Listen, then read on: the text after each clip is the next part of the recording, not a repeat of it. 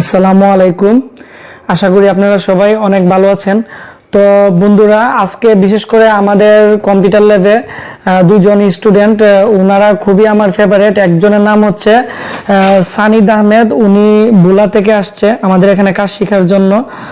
আর আরেকজন হচ্ছে, ওনার নাম হচ্ছে বিশেষ করে সুমন ভাই, তো উনি নবীনগর থেকে আসছে। এবং আমাদের আরো অনেক স্টুডেন্ট আছে, তবে আমাদের আজকে আপনারা যে দুজন স্টুডেন্ট দেখতেছেন তারা খুবই আমার ফেভারিট। তো আজকে বিশেষ করে সুমন ভাই আপনাদেরকে আমাদের কম্পিউটার ল্যাবে একটি মাদারবোর্ড আসছে, এটি হচ্ছে একটি 22 স্টারের মাদারবোর্ড। তো এই মাদারবোর্ডটি ওনাকে দিয়ে আমরা রিপেয়ার করাবো। তো উনি মূলত আমাদের এখানে প্রায় অল্প কিছুদিন হয়েছে আসছে। তো আমাদের যে প্রত্যেকটা সেকশন আছে ডেস্কটপ মাদারবোর্ডের, তো আমরা প্রত্যেকটা সেকশনের যে ট্রাবল শুটিং আছে এবং বিশেষ করে প্রত্যেকটা সেকশন মোটামুটি ওনার শেষ হয়ে গেছে।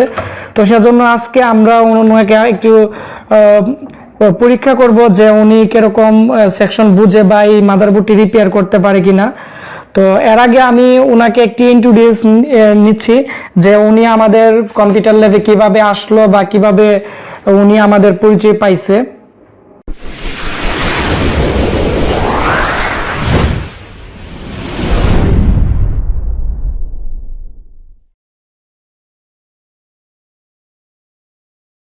এখন আমি সুমন ভাইকে প্রশ্ন করব যে উনি আমাদের কাছে কিভাবে মূলত আসছে। তো উনি কিছু কথা বলবে আপনাদের সামনে। আসসালামু আলাইকুম। আসলে আমি কম্পিউটারের কাজ করি আজকে অনেক বছর, তো মিনিমাম 8-10 বছর হবে। তো আমরা আসলে অ্যাসেম্বলিং এর কাজটাই বেশি করতাম। আমার নিজের কম্পিউটারের দোকান আছে, তো আমরা আসলে কোনো কিছু চেঞ্জ করতাম আর কি, যে একটা মাদারবোর্ডের কোনো সমস্যা বুঝতে পারলে আমরা আসলে রিপেয়ার করতে পারতাম না জিনিসটা, যে এটা কিভাবে রিপেয়ার করা যায় এবং কিভাবে এটাকে ঠিক করা যায়। একটা নষ্ট মাদারবোর্ড বা একটা মাদারবোর্ডের সমস্যা আছে, এটাকে কিভাবে রিপেয়ার করা যায়, তো আমরা বেশিরভাগ চেঞ্জ করে ফেলতাম। তো আমি আসলে একদিন রাতে শুয়ে শুয়ে হয়তো মিনিমাম রাত 1টা বা 1:30 হবে, আমি ইউটিউবে একটা ভিডিও দেখতেছিলাম আর কি, যে একটা নো ডিসপ্লে মাদারবোর্ড কিভাবে রিপেয়ার করা যায়। তো আমি যখন সার্চ করলাম তখন হঠাৎ করে একটা পেজ আসছে, একটা চ্যানেল আসছে, Ashiq computer hardware and lab. তো আমি এখানে টাচ করলাম, টাচ করার পরে আমার আশিক ভাইয়ের যে কথাগুলো শুনতেছিলাম খুবই ভালো লাগতেছিল, এবং ওনা এত সুন্দর করে স্টেপ বাই স্টেপ ওই সেকশনটাকে বুঝিয়ে দিয়েছেন, তো আমার খুবই ভালো লাগছে। তো আমি ওনার চ্যানেল থেকে দেখলাম যে ওনার ফোন নাম্বারটা দেওয়া আছে ওখানে। হ্যাঁ, তো আমি আগে এটা নোট করলাম, ফোন নাম্বারটা নোট করার পরে, তো তখন তো রাত বাজে অনেক, তো আমি কি করলাম, সকালবেলা ওনাকে কল দিলাম। তো উনি বললো যে আমি ব্রাহ্মণবাড়িয়াতে আছি, মেড্ডাতে আছি। হ্যাঁ, তো আমি বললাম যে আমি তো নবীনগরে, তো আমার খুব খুব কাছে, আপনি পাশাপাশি। তো আমি ওই দিনে একটা কাজে আসছিলাম ব্রাহ্মণবাড়িয়াতে। তো উদ্দেশ্যটা হলো যে আমার ওই কাজটা করব, আশিক ভাইয়ের সাথে দেখা করব। তো আশিক ভাইয়ের সাথে আমি ওনাকে ফোন দিলাম যে ভাই আপনি কোথায় আছেন, তখন আমাকে অ্যাড্রেস দিল যে পুলিশ লাইনের কাছে আইসা আপনি আমাকে ফোন দিন, আমি আপনাকে আমার ল্যাবে নিয়ে আসবো। তো আসলাম আশিক ভাইয়ের সাথে। তো এখানে আইসা যা দেখলাম, যে আমি যখন আসছি নতুন, তখন দেখলাম যে প্রায় 4-5 জন স্টুডেন্ট। তো এদের সাথে পরিচয় হলাম। একজন আসছে টঙ্গী থেকে, একজন আসছে মাল্টিপ্লান থেকে ঢাকার, আরেকজন আসছে মোহাম্মদপুর থেকে, আরেকজন আসছে আপনার হচ্ছে ময়মনসিংহ থেকে আকাশ ভাই। তো সবার সাথে পরিচয় হলাম, হওয়ার পরে দেখলাম যে ওরা যে কাজ করতেছে এবং কত সুন্দর করে ওরা বোর্ডগুলা উঠিয়ে ফেলতেছে। তো আসলে পরে আমি আইসা দেখি যে ওরা অনেক সুন্দর করে হটগান দিয়ে, তারপর কি সুন্দর করে আপনার আইসি উঠাচ্ছে, লাগাচ্ছে, মানে এক একটা সময় এক একটা নো ডিসপ্লের কাজ একদম সাকসেসফুলি ডিসপ্লে চলে আসতেছে। তো এগুলো দেখে আসলে আমার অনেক ভালো লাগতেছিল, আমার একটা আগ্রহ জাগলো। ঠিক আছে, তো আমি ভাইয়ের সাথে কথা বললাম যে ভাই আমি কিভাবে আপনার এখানে, তো ভাইয়া বললো যে ঠিক আছে আপনি এডমিন হয়ে যান। তো আমি এখানে এডমিট হইলাম, হওয়ার পরে মোটামুটি আজকে 5-7 দিন হয়েছে। তো আমি আগে কিছুই পারতাম না, ঠিক আছে, মানে রিপেয়ারের কাজটা কিছুই পারতাম না। তবে এখানে ভর্তি হওয়ার পরে যেভাবে দেখলাম যে আশিক ভাই স্টেপ বাই স্টেপ যেভাবে সেকশনগুলো, DRM section, RAM section, clock section, and south bridge section, north bridge section, and SIO, যেগুলো এত সুন্দর করে স্টেপ বাই স্টেপ উনি মানে বুঝাইয়া দেয়, মানে এখন মনে হয় যে আমার কাছে যে বাংলাদেশের যে কোনো জায়গা থেকে বা পৃথিবীর যে কোনো দেশ থেকে যে কোনো মাদারবোর্ড, নষ্ট মাদারবোর্ড, একদম ডেড মাদারবোর্ড নিয়ে আসলো, আমার একটা আত্মবিশ্বাস সৃষ্টি হয়ে গেছে, আমি পারবো ইনশাআল্লাহ। আমার কাছে এগুলো কিছুই মনে হয় না এখন। তো আমি আজকে আমার কাছে একটা বায়োস্টারের মাদারবোর্ড আসছে, আমি এই বুটটা আজকে আমি ঠিক করব। আশা করি যে আমার কাছে একটা সেম বুট আছে, সেম একটা বায়োস্টারের বুট আছে, এখানে হচ্ছে বায়োস্টার G41। তো আমার এই বুটটা G41 এর একটা বুট। তো আমি আশা করি যে এখানে যদি কোনো পার্টস শর্ট থাকে বা কোনো প্রবলেম থাকে, আমি এটা থেকে নিয়ে এটাকে মানে ওকে করতে পারবো, আমার একটা আত্মবিশ্বাস আছে। তো আমি আজকে এই কাজটি করব, তো লাইভ করবো কাজটি আজকে আমি। আপনারা আমার সাথে থাকবেন, আমি দেখবো যে এটার প্রবলেমটা কি মাদারবোর্ডটা। হ্যাঁ, তো আমরা প্রথমে SMPS এর লাইন দিব এবং আমাদের যে 12 ভোল্ট এবং আমাদের যে দুইটা ডিবাগ কার্ড দেখতে পাচ্ছেন, এটা আমরা লাগাবো। লাগানোর পরে এখন আমরা এটা পাওয়ার দিব। হ্যাঁ, যে এখানে ফার্স্ট টাইম আমরা ফ্রন্ট প্যানেল থেকে এটা পাওয়ার দিব। এটা ফ্রন্ট প্যানেলটা হচ্ছে, হ্যাঁ বন্ধুরা দেখতে পাচ্ছেন যে এখানে একটু লাইটটা জ্বলে আবার নিভে গেছে। হ্যাঁ, তার মানে ফ্যান ঘুরতেছে না। হ্যাঁ, তো আমি প্রয়োজনে একটা ফ্যান লাগিয়ে নিচ্ছি, যে এখানে আমরা দেখবো যে ফ্যানটা ঘুরে কিনা। আমি একটা ফ্যান লাগিয়ে নিচ্ছি, তো দেখি ফ্যানটা ঘুরে কিনা। ফ্যানের লাইনটা লাগিয়ে নিচ্ছি। হ্যাঁ, আমি SMPS থেকে লাইনটা খুলে আবার লাগাচ্ছি। তো আপনারা দেখেন যে এখানে ফ্রন্ট প্যানেল থেকে আমি যখন ফ্রন্ট প্যানেলে টাচ করার পরে একদম পাওয়ার নেই, মানে নো পাওয়ার। আমাদের ফ্যানও ঘুরতেছে না। হ্যাঁ, একদম নো পাওয়ার, কোনো পাওয়ারই আসতেছে না। তো আমরা মূলত এখন দেখবো যে BRM সেকশনের যে 12 ভোল্টের যে 4 পিন, ATX 4 পিনটা খুলে দেখি যে কি অবস্থা। হ্যাঁ, আবারও দেখতেছি। এবার আমরা দেখবো যে পাওয়ার আসে কিনা। না, আমরা তো কোনো পাওয়ার পাচ্ছি না, মানে একদম কোনো পাওয়ারই আসতেছে না। আমরা এখন SMPS টা চেক করব যে আমাদের SMPS এ লাইন আছে কিনা। হ্যাঁ বন্ধুরা দেখতে পাচ্ছেন যে আমাদের পাওয়ার চলে আসছে, কিন্তু এখানে রিসেট যে লাইটটি জ্বলে নেই। হ্যাঁ, তার মানে BRM সেকশনের যে কেবলটি আমরা খুলে দেওয়ার পরে পাওয়ারটা চলে আসছে, দেখতে পাচ্ছেন। এবং 00 কোডিং, অর্থাৎ এখানে প্রসেসরের কোনো সাপোর্ট নেই এবং BRM সেকশনে যেহেতু 4 পিনের লাইনটি নেই, সেই জন্য রিসেট বাটনটাও আসতেছে না। তো আমরা এখন দেখব যে এখানে BRM সেকশনের কিছু মোসফেট আছে, বা এখানে আশেপাশে কিছু কম্পোনেন্ট আছে, ট্রানজিস্টর আছে, ক্যাপাসিটর আছে, এগুলো কোথাও কি শর্ট আছে কিনা, কেন এই 4 পিনের যে এটা লাগানোর পর কেন পাওয়ার আসতেছে না। আমি আবারও অফ করে দেখতেছি, অফ করলাম এবং আমি আবারও SMPS এর লাইন দিয়ে এই 4 কানেক্টরটি লাগালাম। হ্যাঁ, এখানে এবং আমি পাওয়ার দেব। এবার দেখছেন বন্ধুরা, ওপেন হচ্ছে না, তার মানে আমাদের BRM সেকশন শর্ট আছে। তো আমরা এখন প্রত্যেকটা পার্টস মাপবো। এখন প্রসেসর লাগানো অবস্থায় BRM সেকশনের যে 4 পিন আছে ওইটা আমরা চেক করব গ্রাউন্ডের সাথে, যে এখানে বিফ করে কিনা। হ্যাঁ, তো আমরা এখন চেক করতেছি। আপনারা শুনতে পাচ্ছেন যে বিপ করেছে, এবং পাশের পিনটাও বিপ করেছে, এবং সামনের পিনটাও বিপ করেছে, এরপরেরটাও বিপ করেছে। তার মানে বন্ধুরা যে প্রসেসর লাগানো অবস্থায় এখানে আমাদের BRM সেকশন পুরো শর্ট। তো আমরা এখন এই প্রসেসরটা খুলে মাপবো যে আমাদের কেমন শর্ট দেখায়। আমরা প্রসেসরটা খুললাম, এবং খোলার সময় খুবই কেয়ারফুলি খুলবেন যাতে কোনো পিন বাঁকা না হয়। হ্যাঁ, আমরা খুললাম। এখন আমরা মাপবো যে আমাদের গ্রাউন্ডের সাথে বিফ করে কিনা BRM সেকশন। তো বন্ধুরা, হ্যাঁ দেখলাম, একটা, দুইটা। হ্যাঁ বন্ধুরা, আমরা কিন্তু এখন শর্ট পাচ্ছি না। হ্যাঁ, মানে এখন তার মানে হচ্ছে যে প্রসেসর যদি খোলা থাকে, তখন যদি কোনো বিফ মানে শর্ট থাকে, তার মানে আমাদের BRM সেকশনের আইসি খারাপ। আর যদি আমাদের প্রসেসরটা লাগানো থাকে, আর তখন যদি আমাদের BRM সেকশনের 4 পিন শর্ট থাকে, তার মানে শুধু মুসপেটের প্রবলেম হতে পারে। তার মানে আমরা প্রথম যে চেক করলাম আমাদের প্রসেসরটা লাগানো ছিল, তো তখন আমাদের এটা শর্ট পাইছি। তার মানে আমরা এখন মুসপেট গুলো চেক করব, তাহলে আমরা বুঝতে পারবো যে আমাদের কোনো প্রবলেম, কোন মুসপেটটা শর্ট বা কি প্রবলেম হয়েছে। তো আমরা এখন মুসপেট গুলো মাপবো বন্ধুরা BRM সেকশনের।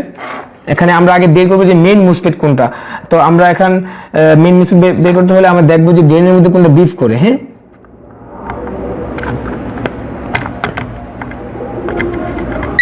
হ্যাঁ বন্ধুরা, এটা একটা মেইন মুসপেট। আর এইটা একটা মেন মুসপেট। হ্যাঁ, তো আমরা এখন দেখব দুইটা মুসপেট এদের সোর্স এবং গেট বিফ করে কিনা। আমরা ড্রেন থেকে আবার একবার শুরু করি, drain to source, drain to gate. হ্যাঁ, তার মানে এই মুসপেটটা ভালো আছে। আমরা আবারও দেখতেছি গেট টু সোর্স, তার মানে এটা মিটার বন্ধুরা দেখেন এটা রিডিং করতেছে।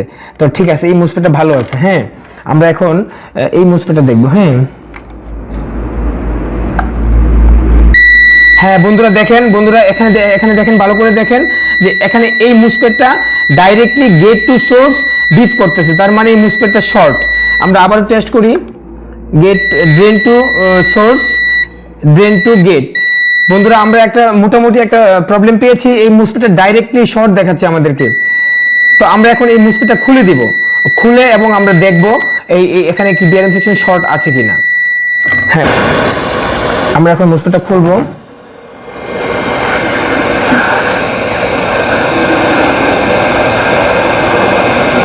সানিদ ইয়ারটা একটু বাড়াও তো। হ্যাঁ ঠিক আছে, হবে।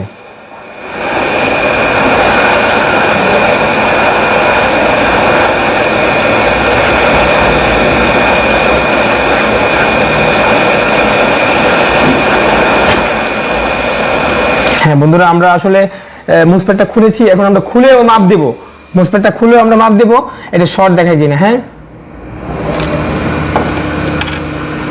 হ্যাঁ, আমরা এখন কোয়ান্টিটি মোডে রাখবো।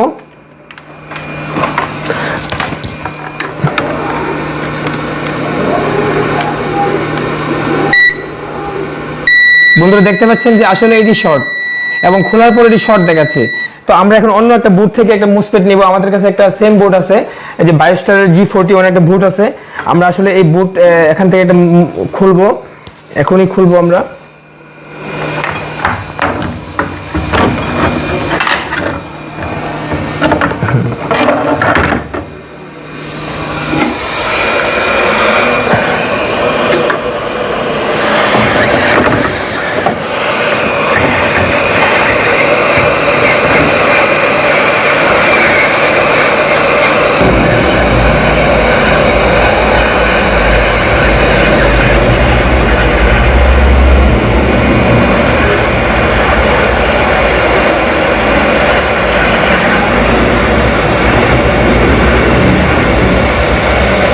যে আমরা আসলে মুসপিটি খুলেছি, দেখেন আমরা মনে হয় যে এটা খুলে ফেলছি। হ্যাঁ এটা খুলে ফেলছি।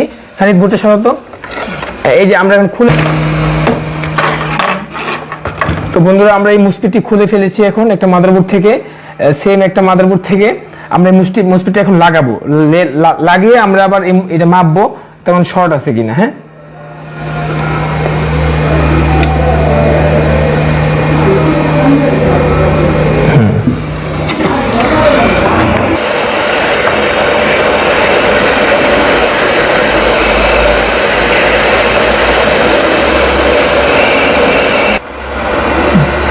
বন্ধুরা আমি আসলে আমরা এখন এই মুসপেটটা মোটামুটি লাগিয়ে ফেলছি। দেখেন আপনারা দেখতে পাচ্ছেন যে মুসপেটটা লাগানো হয়েছে। আমি এখন চেক করব যে এই মুসপেটটা লাগানোর পরে আমরা প্রসেসরটা লাগাবো, লাগানোর পরে দেখবো যে শর্ট যে ছিল ওই শর্টটা ভাঙছে কিনা। তো আমরা এখন এই প্রসেসরটি লাগাবো। হ্যাঁ প্রসেসরটি লাগাবো এবং প্রসেসরটি লাগানোর সময় খুবই কেয়ারফুলি লাগাতে হবে যাতে কোনো পিন বাঁকা না হয় এবং কোনো পিনের কোনো সমস্যা না হয়। খুব কেয়ারফুলি আস্তে করে লাগাতে হবে। হ্যাঁ হ্যাঁ বন্ধুরা আমরা প্রসেসরটি লাগালাম। তো এখন আমরা চেক করব মাল্টিমিটার দিয়ে যে আমাদের যে বিআরএম সেকশনে যে শর্ট ছিল 4 পিন যেটা গ্রাউন্ডের সাথে বিপ করতো এটা কি আর আছে কিনা, এই শর্টটা ভাঙছে কিনা দেখি আগে আমরা। হ্যাঁ তো আমরা দেখতে পাচ্ছি যে প্রথম যে পিনে আমরা মাল্টিমিটারটাকে আমরা আবার কন্টিনিউ বলে রাখবো।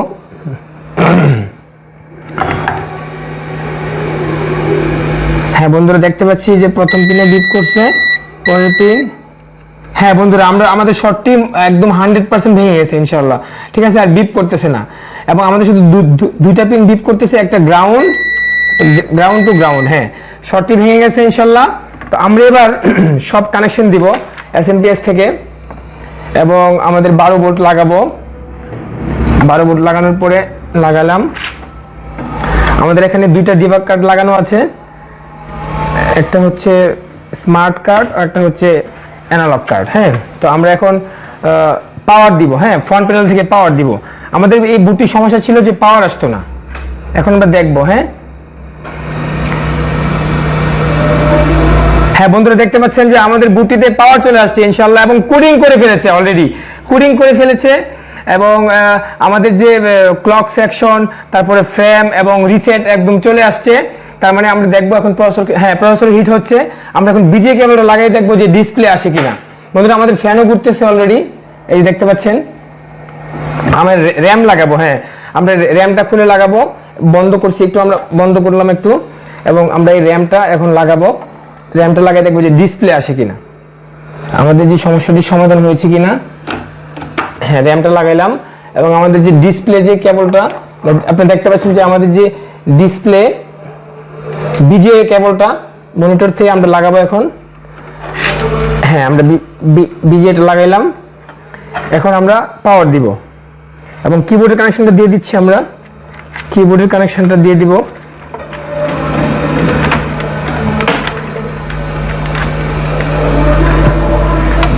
কিবোর্ডের কানেকশন দিয়ে দিব, হ্যাঁ কিবোর্ডের কানেকশন দেওয়া হয়েছে। তো বন্ধুরা আমরা এখন ফ্রন্ট প্যানেল থেকে আমরা দেখব যে আমাদের যে প্রবলেমটি ছিল এটা সমাধান হয়েছে কিনা। এই হ্যাঁ বন্ধুরা দেখতে পাচ্ছেন যে আমাদের অলরেডি আমাদের কোড করছে, এবং এবং ডিসপ্লে আসার সম্ভাবনা আছে ইনশাল্লাহ। এখনো আসে নাই, প্রসেসর হিট হয়েছে। হ্যাঁ হ্যাঁ বন্ধুরা দেখেন আমাদের ডিসপ্লে চলে আসছে আলহামদুলিল্লাহ। তা আমরা এই বায়োস্টার মাদারবোর্ডটি রিপেয়ার করলাম, এবং আমি কি বলবো, আসলে আমার ভাইয়ের যে দিক নির্দেশনা, আমাদের আশিক ভাই যেভাবে আমাদেরকে বুঝাইছে, এবং সেকশন টু সেকশন, এবং RAM section, BRM section, clock section, south bridge, north bridge, SIO, clock generator, সব কিছু এত সুন্দর করে বুঝাইছে, যার কারণে আজকে আমি সাকসেসফুলি একটা বায়োস্টার নষ্ট মাদারবোর্ড আরেকটা বোর্ড থেকে মানে সেম যে পাঁচটা সমস্যা হয়েছিল মুসপেটটা এটা উঠে লাগানোর পরে আমার এটা সাকসেসফুলি রিপেয়ার হয়েছে। তো আল্লাহর কাছে শুকরিয়া যে আসলে আমি আশা করি যে ভাইয়ের কাছে যারা আসবে, আমার মনে হয় যে ভাই যেভাবে ওদেরকে বুঝায়, আমাদেরকে বুঝায়, এত সুন্দর করে কেউ বুঝায় কিনা আমি জানি না, আর কেউ পারবে কিনা আমি জানি না। তো আমার কাছে খুব ভালো লাগতেছে যে আমি একটা নষ্ট ডেড মাদারবোর্ড ঠিক করতে পারছি। তো আমি কি বলবো, আর আমার I have nothing to say, আমার কিছু বলার নাই। তো আমি আশিক ভাইয়ের জন্য দোয়া করি যে আশিক ভাই যেন ভালো থাকে, এবং আশিক ভাইয়ের কাছে যারা আসবে তারা অবশ্যই ভালো কিছু পাবে। তো বন্ধুরা আমরা আজকে যে কাজটি করেছি, যদি আপনাদের কাছে মানে এই ভিডিওটি ভালো লাগে থাকে, তাহলে অবশ্যই একটা লাইক দিবেন, এবং এই ভিডিওটি কমেন্ট এবং শেয়ার করবেন, আপনার বন্ধু বান্ধবের সাথে শেয়ার করবেন, যাতে এই ভিডিওটি দেখে মানে এই ভিডিওটি এই চ্যানেল থেকে এই ভিডিও দেখে যাতে ও কিছু শিখতে পারে এবং অন্যরাও শিখতে পারে। আমার বিশ্বাস যে আশিক ভাইয়ের চ্যানেলে যদি ভিডিও দেখে এবং যারা কাজ শিখতে আগ্রহী তারা অনেক কিছু শিখতে পারবে, কারণ আশিক ভাই অনেক সুন্দর করে স্টেপ বাই স্টেপ এখানে শেখায় এবং বুঝায় আর কি। তো আপনারা সবাই ভালো থাকবেন, এবং আমার জন্য সবাই দোয়া করবেন, আশিক ভাইয়ের জন্য সবাই দোয়া করবেন। আল্লাহ হাফেজ।